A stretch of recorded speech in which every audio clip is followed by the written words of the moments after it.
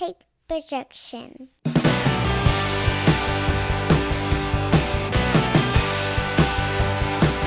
It's Friday morning, and you know what that means. It's time for another edition of the Alabama Slam podcast. I'm your host, Corey Hanna, with my co-host. What's up, guys? Patrick Akers. And we'll get right into it, man. There's no use in wasting any time. Let's cover some of the bigger news from the week before we get into Rampage and Dynamite. Obviously, the big news from the weekend was Jeff Hardy's latest DUI. And what that could mean for his future career. It's a bummer to see that kind of thing happen. A lot of people said that he didn't get released from WWE because of his problems, but he's barely been in AEW for less than a few months, and he's already gotten a DUI. I think it was his third in 10 years, and it's not looking good for our man's Jeff. What you got on it, Patrick? Yeah, I mean, I guess when I first saw the news, like everybody else, I think the word disappointed came to mind first. Just because this dude is such a talent, man. I mean, he is one of the most influential wrestlers of his generation. You can see that in the influences that he's had on the Young Bucks and even on a guy like Darby Allin. So to see him kind of toil with addiction and all these problems that he's had, it's just unfortunate. And, as a tendency online, a lot of times when this stuff happens, people try to play psychologists and try to say why he's doing it, why not. And, I think just the correct response to all this is that you just hope that this guy gets the help he needs, because we've seen so many wrestlers, unfortunately, have their lives cut short by this sort of thing. And I think the other takeaway from this is, thank God no one got hurt. Yeah, I was going to say, it's one thing to be drinking and having a good time on your own time, but when you're behind the wheel of a vehicle like that, there's a lot more than yourself that could be damaged in the process. And I think that's why some folks online have reacted in the way that they have. I think that this time being a DUI, his third DUI in a decade, some of that sympathy from the fans is kind of starting to wear off. And like you said, particularly when you decide to, it's one thing, like you said, to do drugs and, OD on your own, but it's another thing entirely to kind of get behind the wheel of a car like this, and put someone else's life in danger. Particularly, we've seen that happen with Sunny. She is facing trial right now because she was driving drunk and killed somebody. Yeah. So, like I said, hopefully he gets the help he needs. I think it was the correct response from AEW. From all the reports that I read, they really waited until they talked to Jeff before they put any kind of statement out, made any kind of decision. So, looks like he's going to get some help here, and hopefully it sticks this time. Yeah, obviously it had immediate implications on the storylines for this week, because the Hardys were supposed to be in a ladder match with Jurassic Express and Young Bucks for the tag team title, and they quickly pulled the Hardys from the event.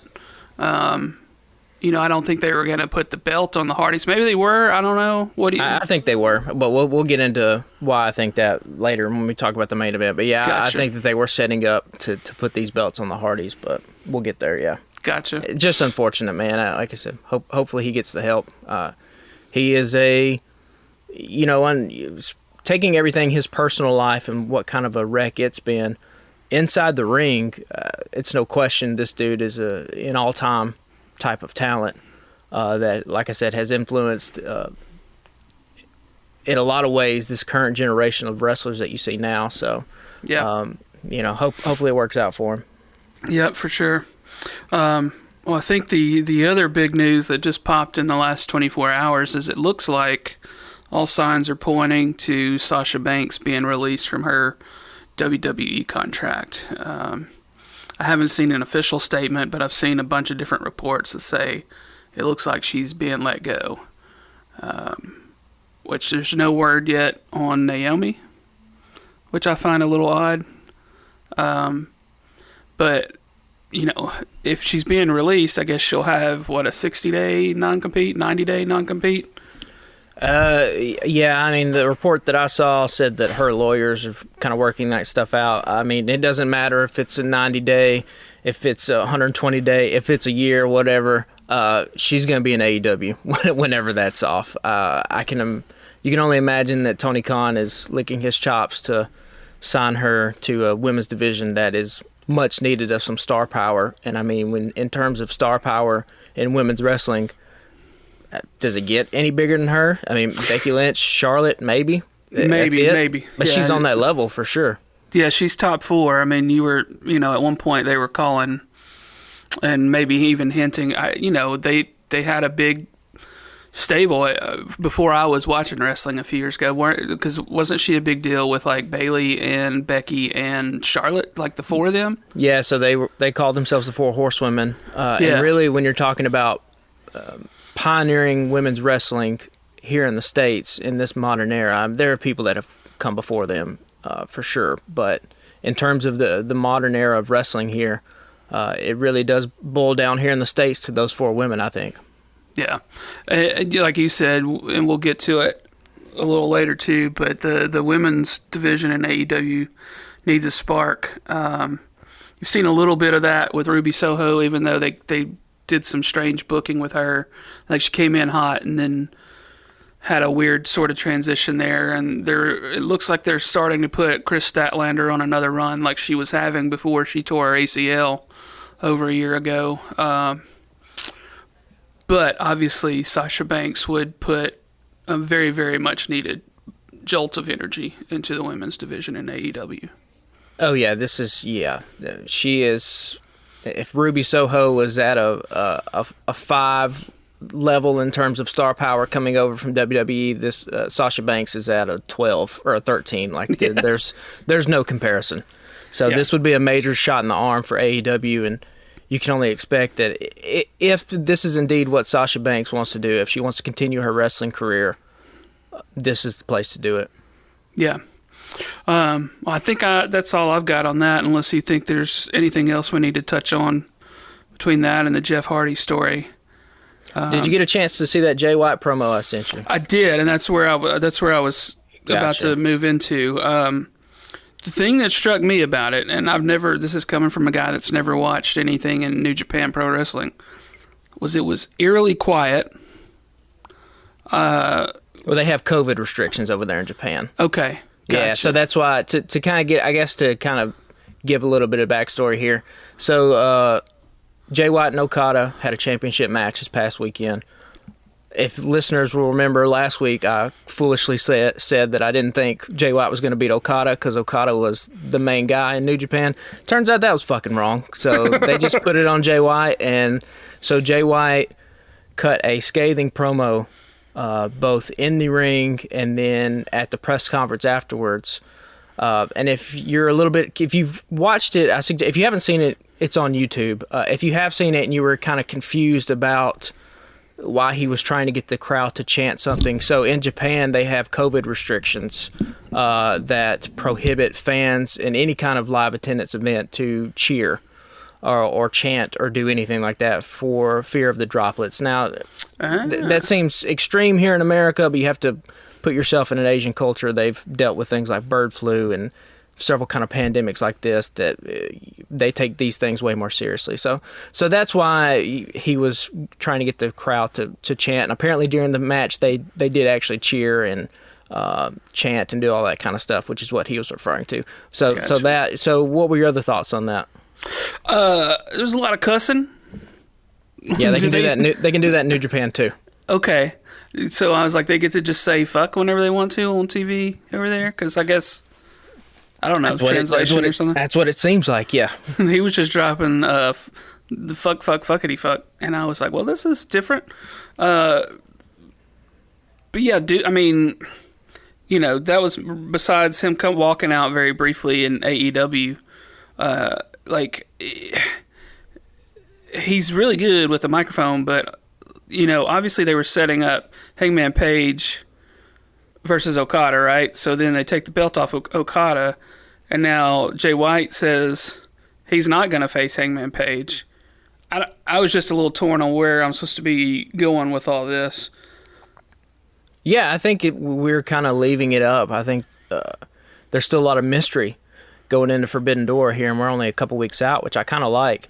Which also makes sense. You know, Forbidden Door, I think they've already sold out the United Center. Didn't they sell it out within like a day? Oh, I don't know. I think so. I think they sold it out within a day. So like, you don't have to advertise to get more people in the building, and you can have all these surprises go all the way up to the Dynamite before Forbidden Door, because the only thing left you have to sell is to people at home trying to buy the pay-per-view. So I kind of like that we're still playing our cards close to the chest here in terms of Forbidden Door. But like you said, man, and I haven't seen a ton of Jay White matches. I didn't actually see the match between Jay White and Okada. I can only imagine that it was probably bonkers awesome, just because those two guys, from everything that I've seen, and I've seen a lot more of Okada than I have of Jay White, so there's no reason to suspect it wasn't a great match. But like you said, man, Jay White, like we talked about last week, in terms of great wrestlers, like, they have this charisma about them, they have this sense of conviction about them, and Jay White right now is at the top of his game, and just that promo alone really solidifies him as one of the best talkers in wrestling right now. And also, another thing it did is, you know, in terms of promos, what a promo should really do, it should advance the story forward. It shouldn't just be a way for a guy to kind of get himself over and do a bunch of lip service to himself, which Jay White does in this case because he is a heel, but also he tells a story right in this promo, which is, he calls himself the Catalyst, which means everything in pro wrestling revolves around me. You know, you and I love AEW, which is why we've started a podcast about it. And basically, if you listen to his entire promo, his layout of the story is, that shit ain't happening without me. You know, if I don't beat Kenny Omega's ass here in New Japan, he doesn't run away to AEW and start it with all his friends and all his buddies to create what you guys love now. Like, everything around wrestling right now revolves around me, which is, one, in kayfabe, is entirely true, right? Like, if speaking internally in terms of kayfabe here, like, he beats Omega, Omega leaves. Hangman can't really get over in New Japan because of, you know, he plays second fiddle to other people in the Bullet Club, which was part of his entire story for these past couple years going up to be the champion, right? Is that he had an inferiority complex about his standing amongst the rest of his friends. So, and kayfabe-wise, Jay White's completely right, and it makes it, you know, who knows what they're going to do at Forbidden Door. Do they do a tag team match with Okada and Hangman versus Jay White and Adam Cole? Do they do Jay White and Hangman? You know, Adam Cole on Dynamite said that Okada wasn't even going to be at Forbidden Door. You know, is that a lie? Is that the truth? I would imagine that they're saving this Okada pop to be like a week before the pay-per-view, probably, because if you don't have to sell it out to the arena because it's already sold out, you are making an assumption, which is probably the correct assumption, that a lot of AEW fans already know who Okada is. So you don't have to do a lot like what you're doing with Will Ospreay right now, where you're trying to familiarize a fan base with who these people are, which is what they've been doing with Jay White as well. Jay White, even though he's great, it really isn't a big of a name as what Okada is, which is why you've seen Jay White kind of circle around the AEW universe here for a little bit. Okada, you don't have to do that, primarily because he has such a relationship with Kenny Omega and their feud that they had that was legendary. So you could I would fully suspect if Okada's going to be a part of the pay-per-view, the last Dynamite before Forbidden Door, he's probably going to be the last image we see on the screen, would be my bet. But, man, yeah, if you haven't seen this Jay White promo, go check it out. It's awesome. Yeah, you sent that to me earlier, and I managed to get a chance to watch it. It was definitely intriguing, and I'm interested to see where they go. I think you've got a pretty good theory about they'll probably do a tag team of some sort, even though I'm pretty much over the Hangman Page and Adam Cole going at each other sort of storyline, but having Jay White in the middle of it, he's playing such a patronizing little prick to Adam Cole, and it kind of is. It's kind of hilarious, like, especially in that promo where he's just like, "Oh, you won the Owen Hart, like, good job," and does the little clap with the shitting grin on his face, and then, you know, in Dynamite, he's like, "Yeah, you're not getting this either," like, and I've said this a lot, and it's probably unfair to Adam Cole because he is great in his own right, but if you were to just plug all the holes that Adam Cole has in his game, what you would end up with is just Jay White, right? Yeah. Like, do you agree with that assessment, or just in terms of like body type, in terms of how he looks, how he moves? It really probably. is. Yeah, he really, like, Jay White is kind of the souped up version of Adam Cole. Yeah.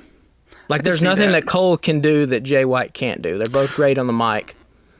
Well, and clearly they're playing up there, or at least they did last night, that Cole thinks they have a better relationship than they probably do, or at least, with he and Jay White. Because he was like, why are you doing this? Why are you doing this? Or whatever he was saying. So, yeah. Forbidden Door is going to be awesome, man. Yeah, I think it's going to be fun. What's that, the 26th? 26, yeah. Yeah, so that's 2 weeks away. And like I said, I think we're still seeing they're still playing a lot of their cards close to the chest. And I think just in terms of a showcase of what AEW can do and introducing New Japan to probably a ton of folks who are unaware with the product, in terms of just pro wrestling matches, this pay-per-view is probably going to be gearing up to be one of the most incredible, just in terms of match quality pay-per-views we've seen here in the States in a while. Yeah, when they first announced this, I'm going to be honest and say that I wasn't super excited. And that's only because I don't really know any of the people from New Japan. But,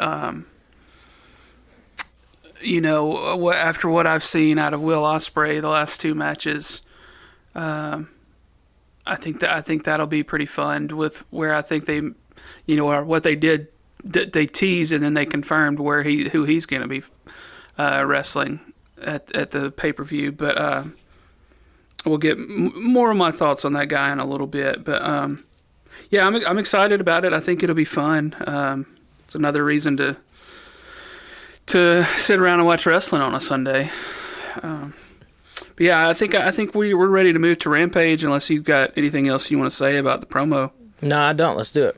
All right, man. So Rampage kicked off. Eddie Kingston and Jake Hager were already in the ring. They don't waste a lot of time on that show. They try to get 4 matches or 3 matches and some sort of confrontation in there, usually in an hour, and that doesn't give you a ton of time. So, more Eddie versus Jericho and his bunch kind of deal. We've said it once and we'll say it 1,000 times. We're a Team Eddie podcast over here, so it's always good to see screen time from him. The match itself was fine. I was honestly a little surprised that they put Eddie over Hager, but it was a good match, I thought.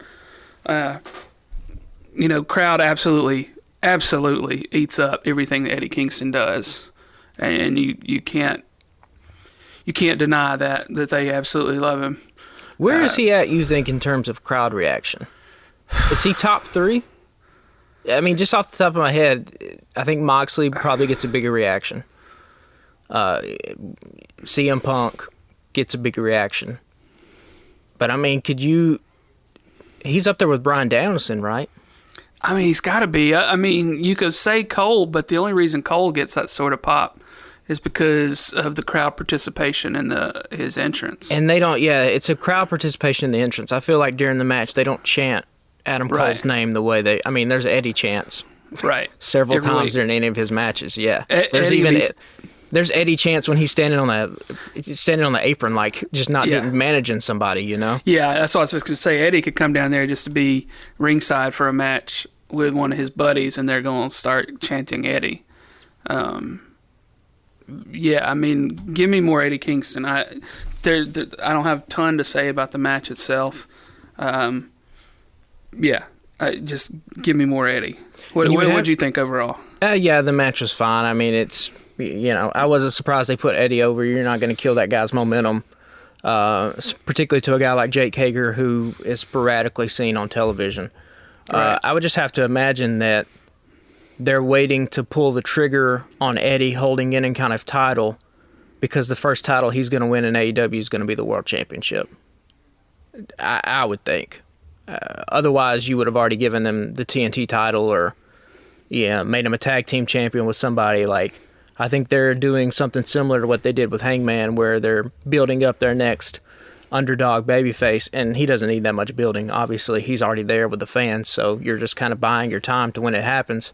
But yeah, I would suspect the first championship he wins in AEW is the world title. Yeah. And yeah, just in terms of crowd, like I think it's probably Moxley and it's probably CM Punk, and that's it. I don't know if there's a guy that's getting bigger. Probably someone like MJF, but for the opposite, the boos that he's getting. Although when MJF comes back, like I said last week, that dude's gonna blow the roof off the place as a babyface. Yeah. You're still seeing MJF signs and shirts in AEW, like he's not going anywhere. Yeah. Wardlow's getting a good pop these days. I don't know if it's any better than It's not than that. Eddie's. Yeah, it's not that. Yeah. I mean, you're right though. I think and there's nobody getting a bigger one. He's top 3 for sure. It's got to be. I say let's move on to the next one. We've got a lot of stuff to cover. There weren't many sleepers from this last week, so Red Velvet versus Chris Statlander. Chris Statlander gets the win. Again, I mentioned it to you before we started recording. I think they're gonna set her up for a run, if not for the TV title against Cargill. I think they'll put a belt on her at some point in the next year. She was getting a really good push before she tore her ACL over a year or so ago, and the crowd seems to be digging what she's putting out there. And I mentioned last week on the show, she's one of my favorites in the women's category. They put on a good match. They keep saying that she and Red Velvet were good friends, and I don't know if I just hadn't paid a ton of attention or whatever, but I don't know if that was supposed to be like they're good friends behind the scene, because they obviously hadn't done a lot like on screen together. But you got to see, Velvet as part of the baddie crew or whatever, and then Chris Statlander picked up the win. Give me your thoughts on that whole match and situation there. One of the things that I thought was, as Statlander was coming down the ramp, they said, "Oh, she's got a new lease on life. She's rebranded herself." Has she really rebranded herself, other than just not calling herself an alien? She looks exactly the same, except the ring gear is black, and she doesn't do the little bops on the nose anymore. She's still doing the little eye makeup stuff, and she looks kind of exactly the same. It's a little different. Like the eye makeup isn't like green, and she had the green hair thing going for a while, and they said that she was from the Andromeda Galaxy or whatever. But yeah, they're not doing a ton different. I mean, she's always been talented. Yeah. Even when she was doing the idiotic alien stuff, she was always talented. I guess she's also not friends with the Best Friends anymore. Has that group just completely disbanded? What have we done with that? Well, I was going to ask, like, where is Chuck Taylor? Is he injured and I just didn't hear about it, or what's happening there? I have no idea. And then Wheeler Utah came out with who did he come out with last night? He came out with somebody different that was not the Best Friends. Oh, to make the save? Yeah. Oh, it was Santana. Yeah. During that, yeah. So, but I mean, we have storyline reasons for why he's not with the Best Friends anymore. Sure, yeah. Which in terms of like Statlander and Danhausen, I guess we've just, like we mentioned last week, sometimes these things just kind of, they don't get followed through. They just, peter out. I wonder if Chuck's injured, because they put Trent. They've started the Roppongi Vice thing up again. So, I can't think of any other reason why he wouldn't be around. Yeah, he's probably injured, but Statlander's always been talented. That AEW women's division needs as many stars as they can get, and so let's do something with Statlander. Jade Cargill looks awesome. She has a great look about her. She's a great personality. She has a charisma. The biggest weakness there is just the match quality isn't that great, which you could probably get away with at a place like WWE where the match quality really doesn't matter that much. But are you going to see AEW fans start to give her the wrong kind of heat, which is instead of the heat of boo, we don't like you, is the heat of, man, I wish you would get off my television screen because you suck. Could that happen with her getting more screen time and she's getting better in the ring, but it isn't up to par with some of the other women in that division. So that would be my only concern there. I kind of wonder if they'll put the TV belt on Statlander because at some point somebody's got to beat Cargill because she's undefeated. Yeah, and even like, say for instance, you have somebody like Sasha Banks get signed to AEW. There's no reason why she would be competing for the TBS title and not for the women's world title. You know what I mean? Like the TBS title is a secondary type of title, so you would need somebody like a Statlander or like a Serena Deeb or one of those other type of women that are actually going to be the one that, because somebody's going to have to beat her unless your plans are to unify the TBS title and the women's title at some point, which I guess you could do and do away with the second women's title, but you just made the thing like a couple months ago, so you wouldn't. I don't know if you want to run in that direction right now. So yeah. But yeah, I think we can move on to the next one. To close out Rampage, they had FTR and Trent Beretta versus Aussie Open and Will Ospreay, which for me was my introduction to Will Ospreay, having not watched New Japan at all. I'd seen he's one of the guys, like I'd seen his name on Twitter a lot, like people that I knew outside of like AEW, you know, like Danhausen gets talked about on Twitter a lot.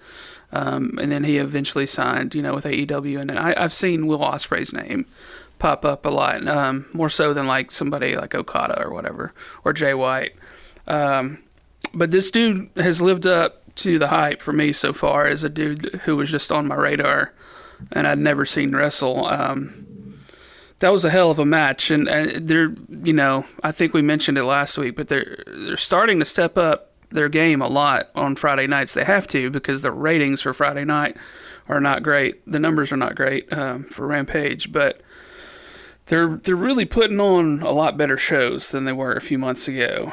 I thought this one was a banger. You know, I've come around to FTR. I wasn't big on them in the beginning when they started in AEW, but it's kind of hard to deny those guys these days. And I've always been a Trent fan since he's been in AEW.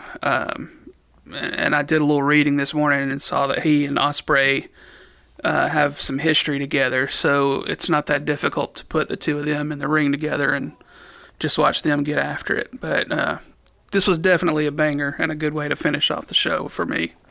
Yeah, and you know, they're really putting a lot of stock here and, like you said, exposing people like you who haven't seen a lot of Will Ospreay, really showing what he can do. Now, if you rummage around on the internet, there's a lot of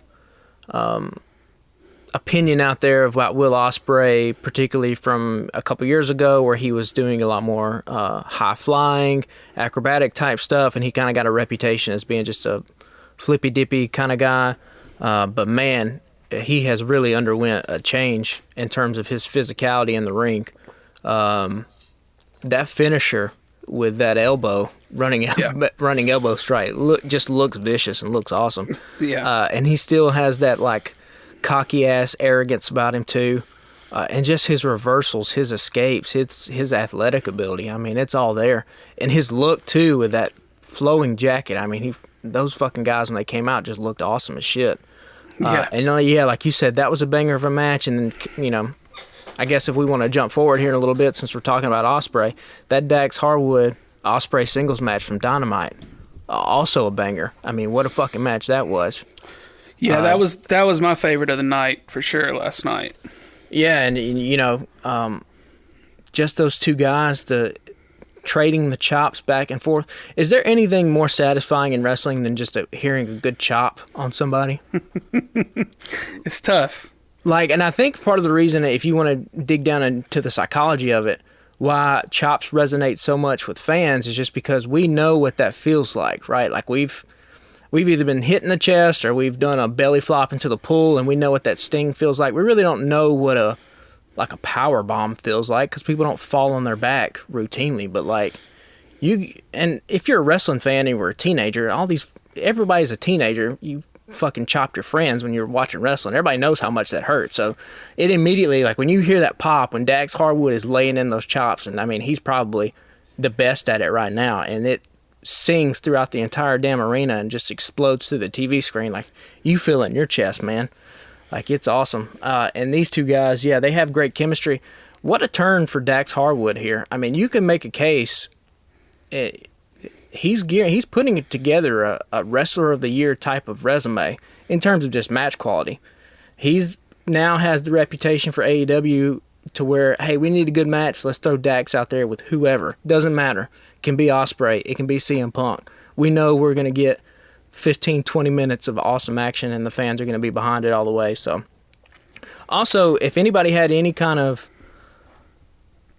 qualms or any sort of hesitation that some of these New Japan guys wouldn't be known to AEW audiences, there was a 50-50 Ospreay Harwood chant that broke out. Yeah. So, like, these people clearly know something. And the same with Tanahashi, which we'll get to in a bit. I mean, when he came out, he also got a huge pop.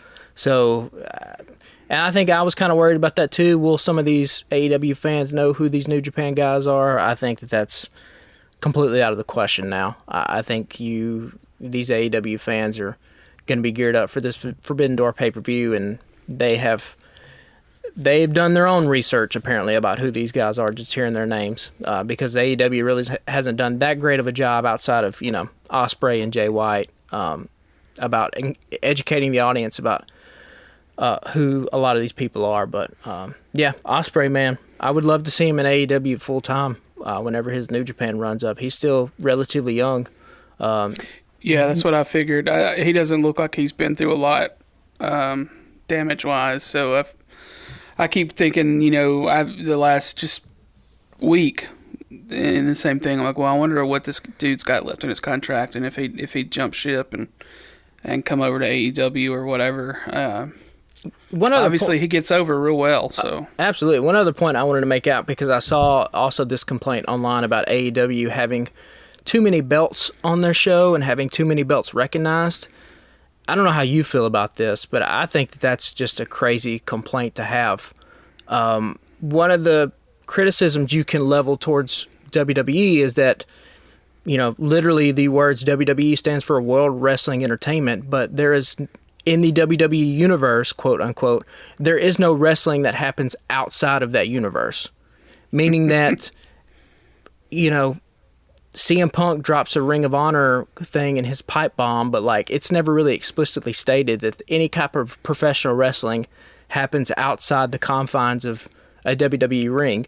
And one of the things that AEW has run in the direction of is they just run the opposite way, to where we have the AAA belts being on FTR and being recognized as a classic legendary promotion in Mexico. You had Will Ospreay coming out with the Rev Pro, which is a British organization. You've had New Japan and the IWGP heavyweight title be actually defended on AEW television. So building up this education to the fans that maybe aren't aware of all these other types of promotions that happen in the world is only going to help AEW, and it's going to help these other promotions as well. A rising tide lifts all ships, so to speak. So you don't want to get too crazy with it to where every single person that comes in has some kind of belt, but having Ospreay walk out with a belt, having FTR walk out with the Ring of Honor and AAA belts, having Jay White come in with the IWGP belt, I think it just adds to this sense of there's wrestling that happens all over the world, particularly as the rise of the internet has given to this kind of globalizing of our culture, to where there's 15-year-old kids watching animes on Netflix. You know what I mean? We're exposed to all types of entertainment from all sorts of different countries.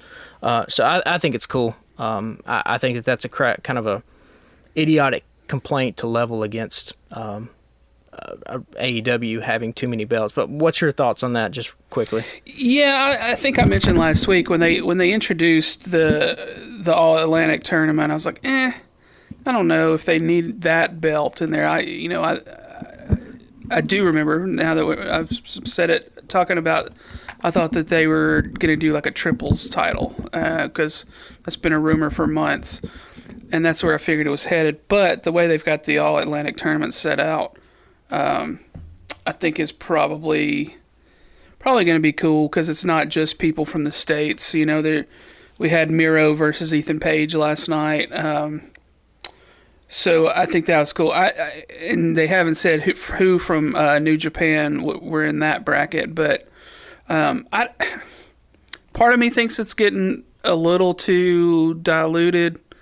But on the other hand, I see what you're saying, like about it being educational for other people and learning more about the other promotions and stuff.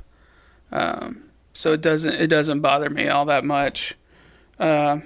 And I can see your side of it, so. Yeah, and a lot of these, titles they don't belong to AEW. So, like, you could have them be defended, but I don't really see the critique of saying that, if you want to say the All-Atlantic title is too much of one, well, that's, I can see that. That is an AEW-owned title, but, like, having the Rev Pro title be there, having the Ring of Honor titles be there, having the AAA titles be there, I don't know. I think it's kind of cool in the fact that it adds, it gives this kind of worldwide sense to this promotion. I think it makes AEW feel bigger in a way, because then you can go and you can look at the history of the AAA titles and look at the history of AAA. If you're watching, be like, I don't really know what AAA is, and well, you can just go down the rabbit hole, and then it just helps add to this credibility of the wrestling that's happening inside of AEW ring. I think so. Yeah, I would like to see more of it, honestly. Yeah, this worldwide sense. That was, like I said, that was always my biggest complaint when I was watching WWE. Is that you're like, man, it doesn't feel like the world here, Yeah, they don't acknowledge that anybody else exists. Right. I say let's circle back a little bit, go back to the start of the show. It started off with the hair versus hair match with Jericho versus Ortiz, former member of the Inner Circle. I was kind of thinking this might be the time to cut Jericho's hair, but then he's got his whole Fozzy thing happening, and I don't think that they would do that to him. So anyway, obviously Jericho gets the win. Ortiz starts cutting his own hair off, and then went backstage, I guess, and shaved the rest off. But the big news here was, quote unquote, Fuego del Sol coming out to the rescue, and then taking off the mask, and it's Sammy under there.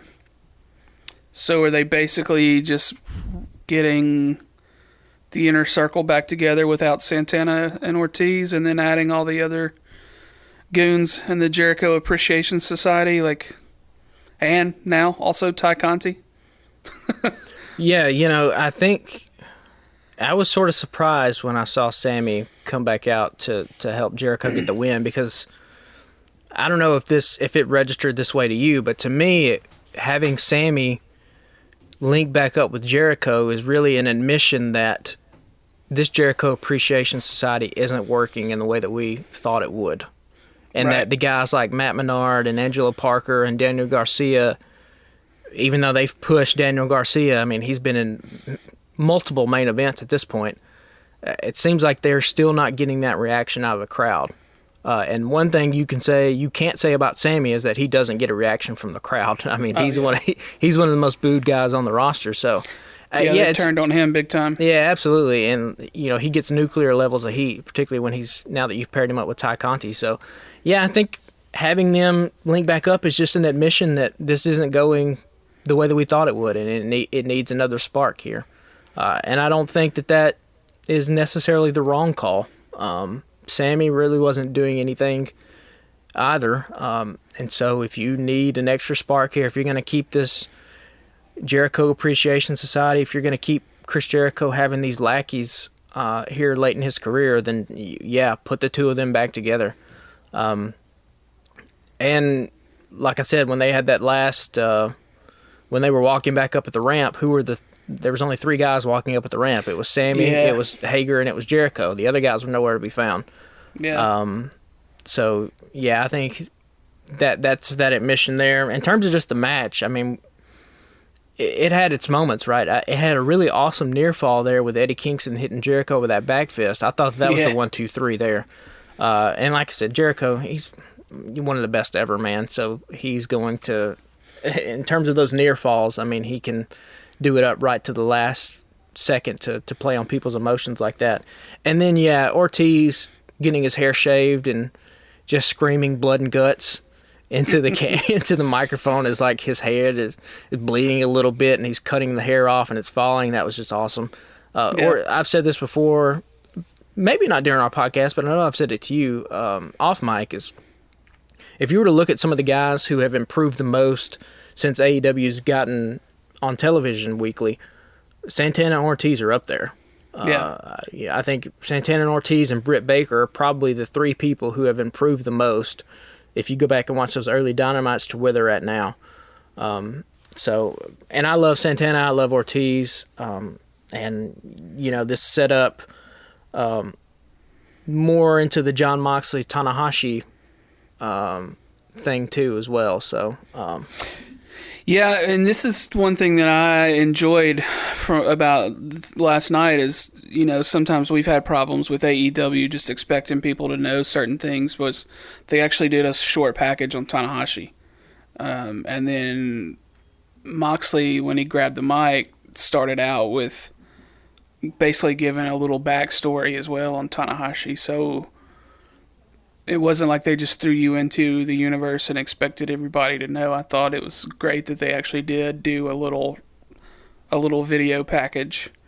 You know, we don't always get that out of AEW, so I did enjoy that they did that for that confrontation last night. And doing that video package, it's and bringing Tanahashi out to do a live promo is twofold, right? Because if someone like you isn't that aware of Tanahashi, you get to have the little prepackaged video, and then you get to have Tanahashi come out in front of a smart crowd to where he stands in the middle of the ring with Jon Moxley, and he looks like he belongs, right? And you have the crowd doing a Tanahashi chant. So immediately it registers with people, if you don't know who Tanahashi is, oh, this dude's a big deal. I guess it does make sense that he's going up against somebody like Jon Moxley, who I have a lot of knowledge about in terms of how he's placed on the card. But going back to the Jericho thing I was talking about, I thought the end of the Tanahashi-Moxley segment was just convoluted, where you just have Jericho and his guys come out and beat down, and then Jericho just announces another match. There was a better way to go about that. I think that was completely convoluted in the worst kind of way. Yeah. Where are they going? I don't even remember where he said they're what's happening. It's a 6-man. I don't even remember. Eddie Kingston's involved in it at Forbidden Door, and they have another New Japan guy that Chris Jericho has history with. Because that's Jericho, right, after he left WWE, was in New Japan for a handful of years before AEW started. Gotcha. And like Excalibur said, Jericho and Tanahashi main evented Wrestle Kingdom, which is, if you're not aware, that's kind of New Japan's WrestleMania that they have in January. So yeah, I've heard about Wrestle Kingdom. Excuse me, quite a bit, but I don't know any. I haven't never watched anything like that. So I just assumed it was the WrestleMania of New Japan. So I've got Miro and Ethan Page next for the All Atlantic tournament. Miro was super over these days. I think people missed him being off TV because he was out for probably 8 or 9 months with that neck injury after losing the TNT title to Sammy, and he's come back committed, and dude always put on good matches, but he's pretty fucking dominant over Ethan Page. It was nice to see him wrestle and not just be like second fiddle to Scorpio Sky, and it was competitive. They put on a damn good match. But yeah, Miro is real over, more than I thought he would be coming back. Yeah, I think too, if I'm not mistaken, I think Miro has like a Twitch channel. All these dudes now have Twitch channels where they play games, so I think he has a pretty popular one. So like, it is tough if you have a Twitch channel and people like you to then go on television and kind of portray yourself as a bad guy heel, you know what I mean? Like and not that he can't be a monster when he's on AEW television, because he looks like a fucking monster. He is a monster. But you're just gonna have people cheer you, particularly if they haven't seen you for a while. they're gonna want to cheer you. And so I fully expected him to get cheered, and he did. And it's like you said, it's good to see Ethan Page finally do something on television. I think that guy has some potential. It's just I don't know, like if you're putting up against Miro, you're not gonna have him beat Miro, right? So I don't know why. Maybe a better spot. I know you have the House of Black is feuding with Death Triangle right now, but maybe there would have been some way where you could have switched something and Ethan Page would have went up against Penta and got the win so he could be at the Forbidden Door thing. But I don't really know what they're doing with Ethan Page, unless he's just going to continue to toil in this kind of lower mid card where he cuts a good promo and it just stands beside Scorpio Sky. Obviously, at some point you would think Page and Sky are going to have a feud. It's just kind of natural. That's how you naturally kind of break up tag teams, is they turn on each other. But Miro, Miro, has he competed? Has he had a shot for the AEW World Title yet? I don't remember. No, I don't think remember he has. He was the TV title holder for a while. Yeah, he was the TNT back when the TNT title actually meant something and was doing good work with it. Because he missed all of Hangman's reign, because a Hangman Miro feud would have been really cool to see. Yeah. And it's good that you have that on the shelf. You can circle back around to those two guys at some point. But yeah, Miro has not lost his standing with the fans whatsoever. Yeah. It was cool to see. I figure. I mean, who do you think ends up with the All Atlantic belt? Do you think it'll be Miro? Probably. No, my money would be on Pac. Oh, yeah. I think particularly, during Pac's match, they mentioned that they're the number one, AEW's the number one promotion in Great Britain. So it would make sense to reward that and put a title on Pac, because he needs it, right? I don't know if Miro needs it right now. And it helps this being a four-way match at Forbidden Door, because Miro's he doesn't have to be the one that eats the pin. You can have one of these New Japan guys eat the pin. Sure. So, yeah, my money would be on Pac. Pac or Malachi. I could see either one of those guys coming away with it. Yeah.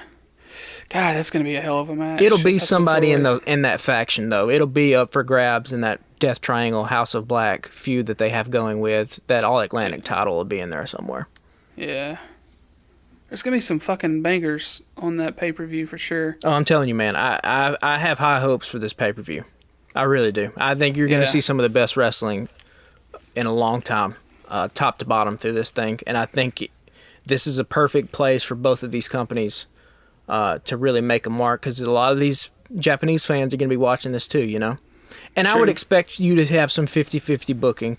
There's going to be some of your favorites that you like in AEW that are going to lose to New Japan guys. And there's going to be some New Japan guys that lose to AEW guys. So it'll be 50-50. I fully suspect Jon Moxley is going to beat Tanahashi. I think that's why. I think when they were making out this Forbidden Door thing and this CM Punk injury happened, Tanahashi was probably already going to be a part of Forbidden Door in some type of way, because he's just a huge star for that company. But I think the reason he's being in this match with Jon Moxley is because he's going to... New Japan, that was the biggest guy where Tony Khan said, who's your biggest guy that can afford to lose at the pay-per-view, and Tanahashi was the name. So I would expect that's why that's probably why you didn't see Moxley and Okada. That's probably why Hangman called out Okada, because Hangman could afford to lose, because it only helped. Hangman's big thing right now is he just puts on awesome ass matches. So if he goes out and has a fucking 5-star match with Okada and still loses, nobody's really going to care, because there's no titles on the line anyway. So I think that's the whole impetus behind this booking, is who can we afford to have lose to these New Japan guys, and who can these New Japan guys afford to have lose to our top stars in order to help build up more storylines for the future. And also, I would expect this thing, just based off the fact that they sold out the United Center as fast as they did, and I would suspect that these pay-per-view buys are going to be right up there with some of the biggest buys that AEW has seen. This won't be the last time you see a New Japan AEW crossover. Yeah. Yeah, I think you're probably right about that. I say let's get into the women's match real quick before we touch on the tag team main event. So there was Toni Storm versus Britt Baker. And I'm not gonna lie, I did not see this match. I saw the last few seconds of it. I left the room briefly and came back and saw it. I'm notoriously not a Britt Baker fan, so I took the opportunity to step away for a second. You're not the only person that shares that sentiment, by the way. Yeah. Just based off stuff that I've read online. There's quite a bit of fans like you out there. Yeah. I did find it a little shocking because she's, one of the bigger faces. I didn't know where they were going to go with it, but I did find it a little shocking that she was defeated in the match. And then obviously they're going to set up the Toni Storm versus Thunder Rosa. Thunder comes out at the end of the match. I don't know. You did say off mic though that it was a good match. So just give us your thoughts. Yeah, it was. I mean, it was fine. Yeah, it was kind of rough there in the beginning. I think Britt Baker's biggest appeal is her work on the mic and just her look. Her biggest strength is not her in-ring skill set. And I think in terms of where she's at with some of the other women, she's not up there in terms of in-ring quality. She's not up there with somebody like a Jamie Hayter or a Toni Storm or even a Thunder Rosa. So yeah, I wasn't surprised that Toni Storm went over because I think that division needs some kind of life injected into it. And Thunder Rosa's title reign has suffered from the same exact thing that Hangman's title reign suffered from, which is when Hangman was champion, and you might disagree with this, I don't know, he never felt like the most important thing on the show in that men's division. You had the CM Punk and the MJF stuff that was going on, so he kind of, the Bryan Danielson stuff, he kind of fell into the back burner, and this same exact thing has happened with Thunder Rosa. She doesn't feel as big of a deal as somebody like Jade Cargill. She doesn't feel as big of a deal as somebody like Toni Storm or Britt Baker, which is why they're constantly positioned where they're at on the show. I mean, Thunder Rosa has had one match last week against Marina Shafir, which was it was so bad that people were accusing Thunder Rosa of sandbagging Marina Shafir. I don't know if you saw that thing that went on Twitter. It's pretty damning evidence out there, if you ask me. But Thunder Rosa put out a tweet, and looks like her and Marina Shafir are cool, I guess. Let's just get the belt off Thunder Rosa. Let's just go ahead and cash in our chips. Just admit that this hasn't gone the way we wanted it to go. Let's give the belt to Toni Storm and let's see what she can do with it. Thunder Rosa, and all of this isn't Thunder Rosa's fault. We talked about this last week. A lot of it is the booking, but yeah, let's just give it to Toni Storm and let's see what she can do and try to buy our time until we get until we build up Statlander more. Maybe if we get a Sasha Banks that comes in, Sasha Banks and Toni Storm, that'd be a hell of a fucking rivalry. So wait and see that, and who knows? AEW could sign some more women here in the next few months. I don't know who's really out there. One thing that impressed me, the Willow Nightingale, her little segment with Stokely Hathaway in the back. She has a ton of personality. I'm not really familiar with her. I know she's more of a Ring of Honor person. I was wondering who that was. Yeah, but her little interaction, she showed a little bit of personality there. So let's see what she can do. Maybe she's somebody that they want to invest in for the future. Yeah, like we talk about it every week, though. This division needs as much help as it can get. Yeah. Well, I say let's get into the last match, and then we can. Well, what did you think about the Wardlow stuff? Time. We kind of skipped over the Wardlow. Oh, we did skip over the I'm Wardlow sorry. stuff. Was it was cool. Yeah, I liked it. It was fun to watch him pin 4 and 5 people at a time. Although, can I nitpick here just a little bit? Sure. Yeah. He didn't pin 4 or 5 people at a time. You have to count as a pin, and this is getting in the weeds here, but this is kind of my personality, so this is what it is for the listeners out there. The back of your shoulders have to be on the mat. That's true. So if you pile a bunch of people up and you just put your hands on the back of one, all you're really doing is pinning the one guy at the bottom, or if any of the other guys happen to have their shoulders on the back of the mat. I don't know if this registered with you the way it registered with me, but it seemed like the crowd was kind of dead for this segment. And I think part of the reason is because they were so confused as to what was going on because all 20 guys were on the apron at first. Wardlow runs up and hits 4 of them, and then they're just announced like, oh, plaintiff number 12, and all these dudes are eliminated. And you're just like, what? Well, it's not a battle royal. They didn't go over the top rope. Like, what the fuck? They just have to hit the floor? Like, so I think that was weird. that immediately confused people. And then I wish there would have been some variety with Wardlow. I wish he would have choked some guys out. He didn't have to powerbomb everybody. And like I said, nitpicking, he didn't even eliminate all those guys at one time anyway, because your shoulders have to be on the back of the mat. But yeah, I mean, I thought it was a neat visual, but you're absolutely right about the shoulders on the mat thing. That was going to be a hard thing to pull off and do it right. Could they have done it better? Sure. I was a little confused. I was like, why are these people counted out immediately because he knocked them off the apron? Like, people went out of the ring later and then got back in the ring. I didn't really know what's happening, but yeah, and that just killed the whole segment. Yeah, they didn't spend a ton of time on it. Get in, get out. Yeah, make him look like a badass. They just need to be careful though, because these, like we've talked about before, these AEW fans are so smart.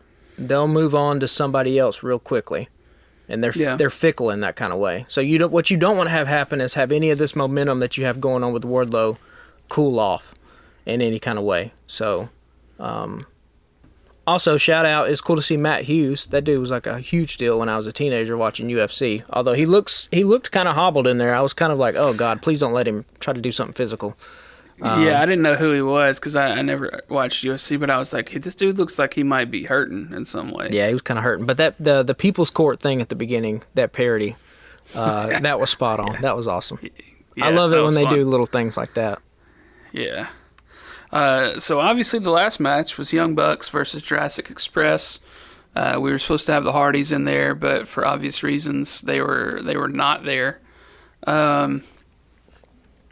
Ladder matches are weird to me. It's weird to see a title be exchanged because you didn't get a pin. But I thought there were some really good spots in this one, and then we got the eventual Christian Cage heel turn, which we'd seen coming for a while. I'm still not sure why they put it on the Bucks. Maybe just, I don't. Obviously, the Bucks versus FTR for a title match would be way better than FTR versus Jurassic Express because, FTR would just mop the floor with Jurassic Express. But Dax put out a tweet right after it that I thought was kind of funny because they're always kind of like, hey, where's our shot? For good reason. But they're like, here we are, number one contenders again. Yeah. And you can't blame them. But I know they've got a plan in place, and that's part of the routine. Is just, hey, put this tweet out or whatever, and it'll be fine. But, I'm a Jungle Boy fan. I like Jungle Boy, so it's kind of tough to see something like that happen to him. I don't know, and I'm not a fan of the Young Bucks as heels. I wish they'd hurry up and get that part over with. But it was a good match. It was a good way to end a show, obviously. Luchasaurus is real hit or miss on when he looks good or when he looks like he's kind of stumbling his way around the ring. I thought he looked pretty good for the most part last night. Super athletic. Took a real nice fall, I thought, off of that ladder into those double tables. What would you think overall of the whole thing? As it started, and they started getting into the bunch of the high spots and started going through tables and stuff like that, and it was super fast-paced, too. I mean, the athletic ability showcased in this match was just off the charts, and, that's to be expected from these two teams, but the biggest takeaway I had was like, oh, thank God the Hardys weren't in this match, because I think you would have had a very different match if Matt and Jeff would have been in there, just because they would have not been able to keep up that pace because they're in their mid-40s and they've taken a lot of bumps through tables and they just can't move that way anymore. So just in terms of the match quality, I think it was way better not having them in it. But like I said at the beginning of this podcast, I think the plan was to put the belt on the Hardys just because I can't foresee the Jeff Hardy news changing anything that you were going to do with Jurassic Express. You know what I mean? Like, clearly they had this Christian heel turn already put in place, and it looks like it was going to happen at Road Rager regardless of who won the belt. Like, the Jurassic Express wasn't going to win it because you Right. needed the heel turn for Christian. So I think that the plan here was to put the belts on the Hardys and let them have a little bit of shine here before you eventually took them off. And then obviously what happened with Jeff, you have to change course. And so now the Young Bucks are the tag team champions, which I'm not. I am a fan of the Young Bucks, heel or faces. I think they have, the way they put together these matches are super creative and super inventive. And if it leads to another clash with FTR over the belts, then man, I'm all for it, because we'll get even more classics out of those two tag teams. But, I think we talked, either it was last week or the week before, we talked about the potential of Jungle Boy. And I think it's the right call here. It's the right time to pull the trigger. We need to see Jungle Boy as a singles competitor to see what kind of potential he has here. He is the only one of the pillars who has still been protected in that kind of way. Like, MJF started it off with Cody, but eventually he branched off and did his own thing. Sammy was part of the inner circle, but eventually he branched off and did his own thing. Darby has kind of been a loner since the get-go, right? I mean, that's just part of his personality. Now he is paired up with Sting, but Darby has had nothing but awesome matches and cut really cool promos and really cool vignettes this whole time. Jungle Boy's been the only one that we don't really know what we have in him, because he's been a part of this tag team. So you could see the heel turn coming from a mile away, particularly as the camera was just kind of lingering on the Young Bucks, and it was like, oh, we're not going away yet. We're still here. And then when the doctor stepped out, I was like, oh, here it comes. And if there's one guy that can get Jungle Boy over as a singles competitor, this is the perfect place for Christian. He's the guy to do it. And that concerto, I mean, it looks vicious. So I hope what we have here is we have I'm not the biggest Luchasaurus fan either, so I hope we have a disbandment of this tag team here. And I hope Luchasaurus gets out of the mask for his own sake. So, down the road, could we have a psychotic Christian, beats up Jungle Boy, and Luchasaurus comes out to try to make the save, and Luchasaurus, ends up getting on the wrong end of another vicious assault by Christian, and he ends up unmasking him and, putting him in the hospital or something like that. I think that would be probably some of the ways that we're going to go here. But, yeah, let's see what we have in Jungle Boy. I'm kind of excited to see. I want to see him cut some promos. He's been protected here, like I said. So let's see what we have in this guy, because if we're going to build him up to be a next kind of superstar and a pillar of this company, he has some tough competition with some of those other guys that we mentioned. But he's young. They talked about he's just now turning, I think he turned 25 today. So, he has all the time in the world. But we got to see something. We got to start building this guy up. Yeah. I think that's all we've got for that, unless there's anything else you feel we need to touch on from last week. No, I think that pretty much covered it. Another solid episode of Dynamite. We're kind of getting spoiled here this month. They've all been pretty solid. Yeah, and I figure, what have we got? We got one more Dynamite? Yeah, we got the 22nd. So next Wednesday will be the one right before the pay-per-view. So I would expect an Okada appearance next Wednesday. That's my prediction. Yeah. Well, I say let's talk about what's done up real good for this week, man. I got one more thing Sure, to throw out to you. This is a question. I don't have any kind of answer to it. Obviously, this MJF stuff was the biggest thing in wrestling a couple weeks ago, and it's been null on that front ever since. Do we see MJF at Forbidden Door make an interference in the main event? The only reason I say this is because during his pipe bomb-esque promo, he explicitly mentioned New Japan in that promo. And we haven't seen, does he come back and make an appearance and interfere? If he's going to interfere in a match, it's going to be Moxley and Tanahashi. What's your... Do you think that might happen? Do you think they're playing it off? Where are we going with this MJF stuff? I don't know, man. That's a good question. Because if we're to believe the headlines, it has been mandated that he be removed from the promotional materials and the opening of Dynamite and everything else. So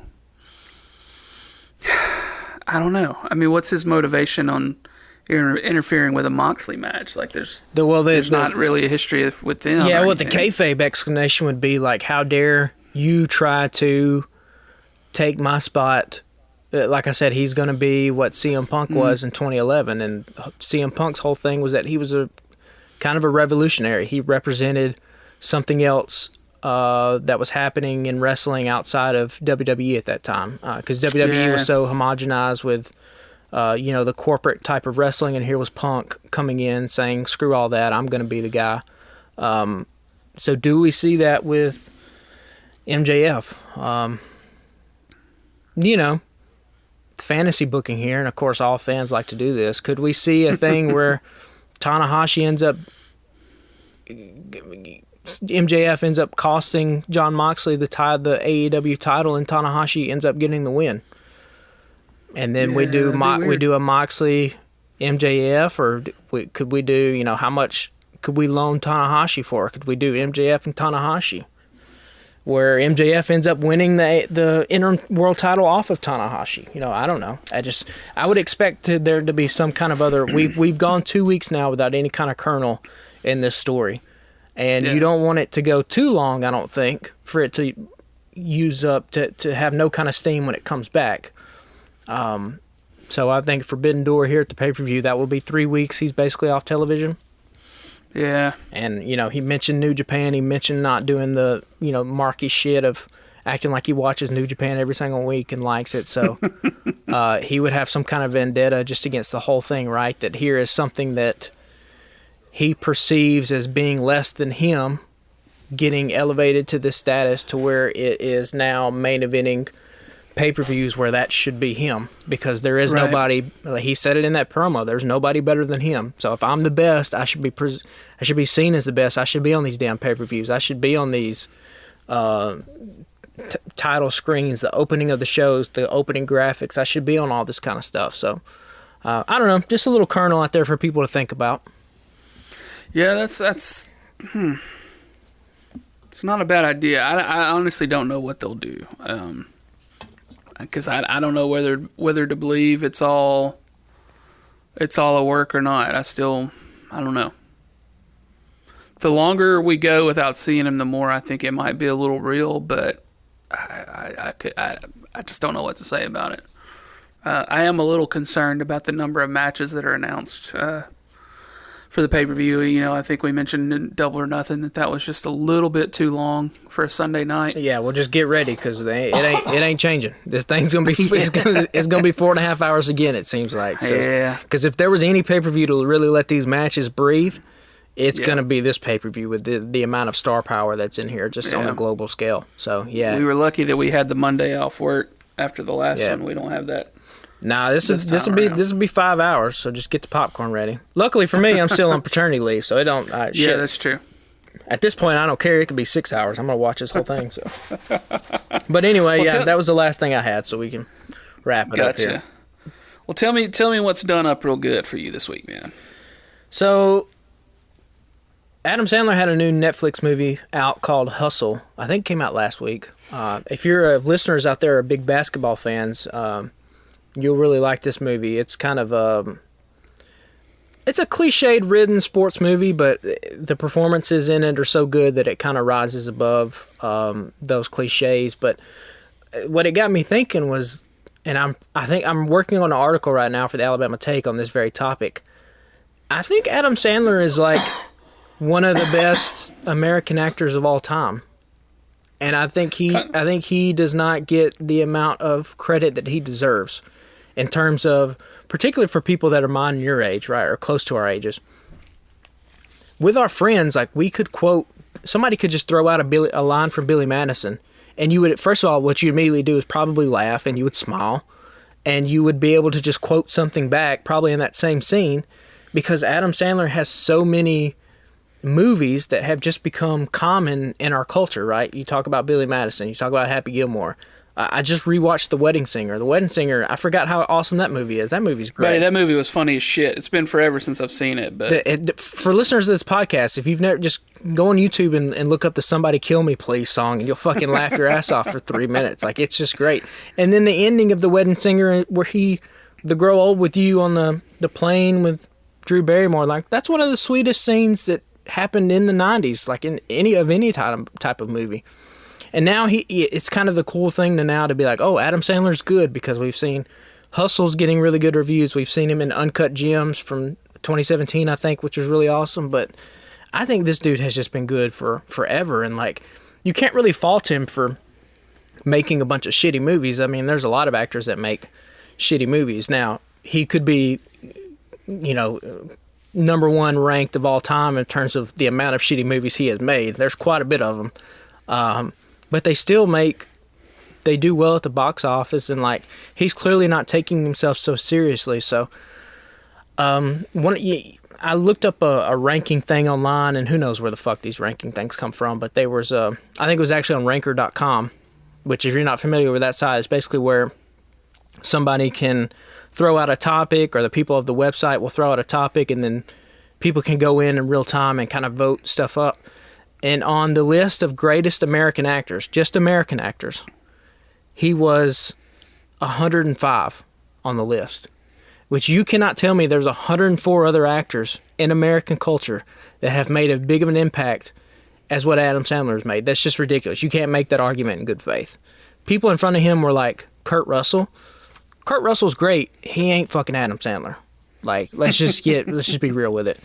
And, people like, Daniel Day-Lewis is a great actor, obviously, but, like, Daniel Day-Lewis couldn't do what Adam Sandler did in Uncut Gems or in this movie Hustle, and he damn sure couldn't do what Sandler did in The Waterboy or Billy Madison or Happy Gilmore. And if listeners are like, oh, but those movies, those are shitty 90s comedies, get over yourself, man. Like, the fucking Waterboy's great, okay? And, like, I don't care what anybody says, that's a 5-star movie. You can quote it all day long, so I could keep going about Adam Sandler, but that's what I'm working on right now. And Adam Sandler, just rewatch, go out there, pick your favorite movie, just watch it and laugh and appreciate what you're watching, which is, when it's all said and done, this dude's going to be one of the greatest actors this country's ever produced. And I will stand by that until the day I die. So is this one that he, like, wrote and that produced, or was this one he just is in? He's just in it. So it's on Netflix, and so if you remember from a couple years back, he signed a huge lucrative deal with Netflix. Yeah. I think it was like over $300 million. So this is in that type of vein. LeBron James is an executive producer on it. And so, yeah, it's a basketball movie. But you don't have to be a fan of basketball to appreciate it. I mean, Adam Sandler plays a scout that's basically going around the world to try to find the next big NBA star, and he finds this dude in Spain that's playing on just a bunch of outside courts, and really brings him over to the States and tries to get him drafted and put into the NBA. It's just a great performance from Adam Sandler. So I've just happened to run across the last couple of weekends just flipping channels in some downtime, and I've caught parts of either Billy Madison or Happy Gilmore again, and I hadn't seen either one in forever, and I still fucking love both of those movies. I haven't seen Waterboy in forever, but me and my buddies Jim and Corey constantly fucking quote Billy Madison to this day. I mean, if you just look at his run from 95 to 99, that's essentially where you have Billy Madison, Happy Gilmore, The Wedding Singer, and The Waterboy. Find me an actor that's had that big of a run with 4 movies straight like that, that's as good as what those movies are. It's going to be tough. It's a very short list of, like, only a handful of people. Did you ever listen to his albums? I did, yeah, and that's another thing. Like, he has a stand-up special on Netflix, 100% Fresh. I don't know if you've seen that. It came out a couple years ago. But it's a stand-up made for this generation. Like, it has little short moments of him just, like, doing little short jokes, and then he has music in there. I would encourage listeners, if they haven't seen that, to, like, look up Phone Wallet Keys, the song from that thing, and then he finishes up the special with a redo of Grow Old With You that he sings to his wife and to the audience members. So, like, he's great in terms of acting, in terms of just being a celebrity. He's probably the number one celebrity you want to go have a beer with. Like, I don't know if you want to go have a beer with DiCaprio. Like, DiCaprio's great, but there's like an air of pretension there that he has about himself.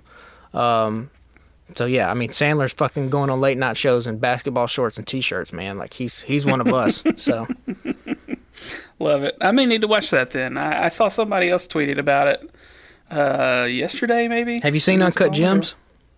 I never did see it. So watch no. that first. Okay. Watch that. Yeah, Gotcha. That's from 2017, the Safdie brothers. That is absolutely amazing.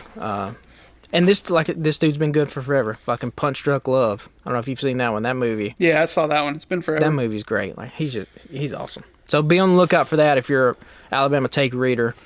Hopefully Monday or Tuesday I'll have a finished piece up on that. Sweet. Well, what was done up real good for me lately has been Kenobi, the Disney Plus series. I spent the weekend with some of my boys last weekend, and we basically have an entire text thread dedicated to Star Wars. We get into some other stuff, but it's a lot of Star Wars conversation, and our buddy Corey likes to find plot holes in things, and ever since college, he would always be like, how the hell? We'd like walk out of a movie, and he'd go, how the hell? And then he would launch into, how the hell did this happen or that happen? And he was like, I don't really have any qualms with this show. He was like, I had problems with the Mandalorian, and I had problems with Book of Boba Fett, and blah, blah, blah. He's like, overall, I still loved it because it's Star Wars, but Kenobi has been damn near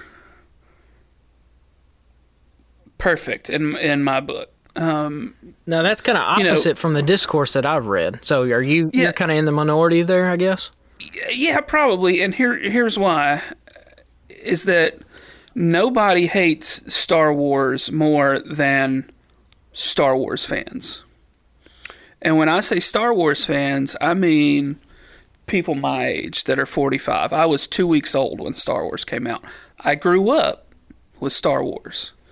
I remember seeing Return of the Jedi in the theater. I don't remember if I saw the other two, episodes 4 and 5, in the theater or not. I remember taping them off of like HBO or something. Like a buddy of mine had a recorder before anybody else, and then when my family got a VCR, I had a copy of those movies, right? And I remember the video store calling us because we had put our name on a list to be on hold for Return of the Jedi when it came out on VHS. And, I grew up with the action figures, and the people that hate Star Wars so bad are 45-year-old dudes that only want to watch episodes 4, 5, and 6 over and over again, right? And a lot of us have problems with the prequels, but shows like the Clone Wars have gone in and done a lot of work to make up for some of the shortcomings that happened in the prequels. There's a lot of things you can't undo about the prequels, but that world and that timeline has been expanded through the cartoons, right? And then there's comics and all this other stuff. I haven't gotten way into the comics. I did read some of the comics a few years ago when Jason Aaron was writing, when Star Wars got bought by Disney and then Marvel started putting out Star Wars comics. I did read that. I did read a bunch of the Star Wars and a bunch of the Darth Vader. But, yeah, nobody hates Star Wars worse than Star Wars fans. So that's a lot of the discourse I think you see online, and a lot of the hateful ass people that hated Kelly Tran. I believe his name was Kelly Tran from The Last Jedi, and then they hate the lady that's playing Reva now in Kenobi. That character is fucking awesome, and I think that she's doing a great job in that role. And I just got a text from the boys while we were recording this podcast that says the final episode of Kenobi is going to be 90 minutes long without credits.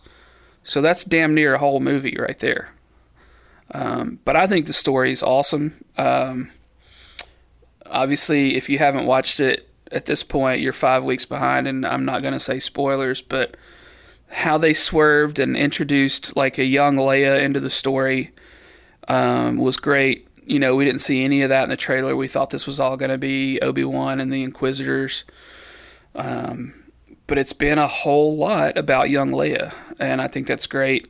Her personality is great. The young lady that's playing Leia is fantastic. I just love where it's going. I don't know exactly what they're going to do in the last episode.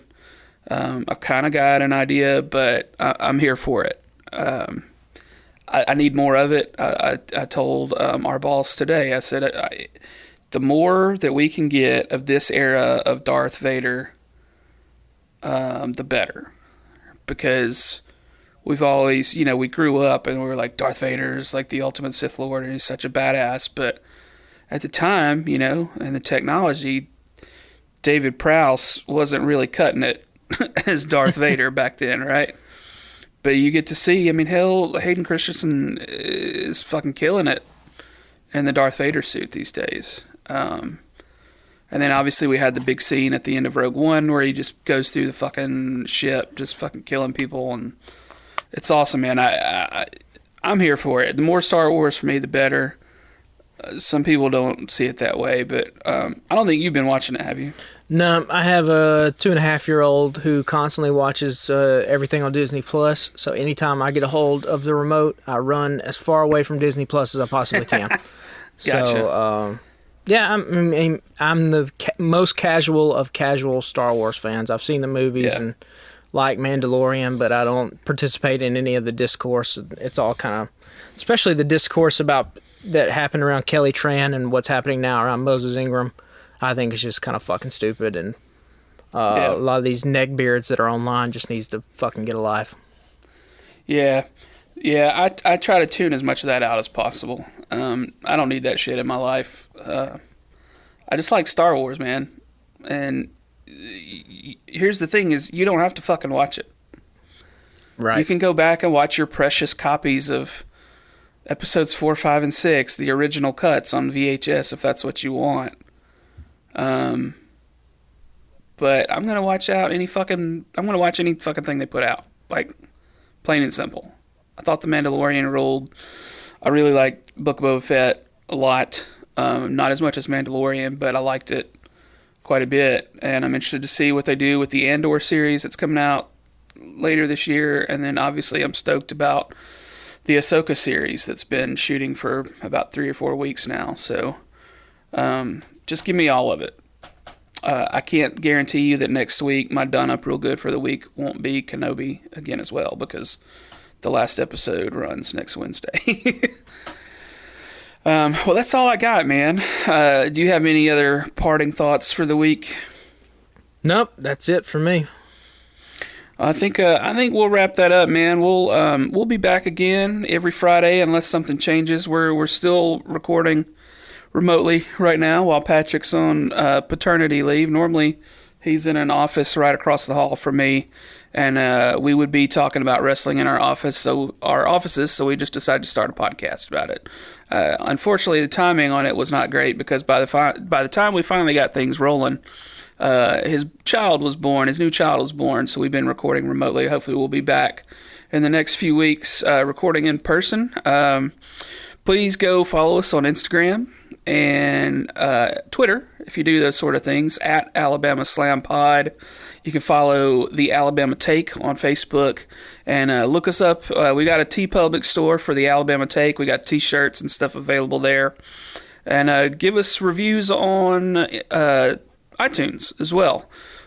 We've been told that sort of thing helps get us up more in the charts and that sort of thing. It's just always helpful.